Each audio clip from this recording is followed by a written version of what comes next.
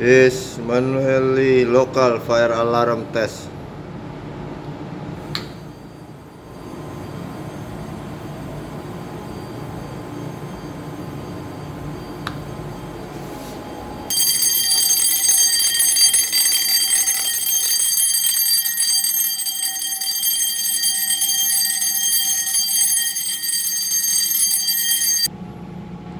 Fire alarm reset.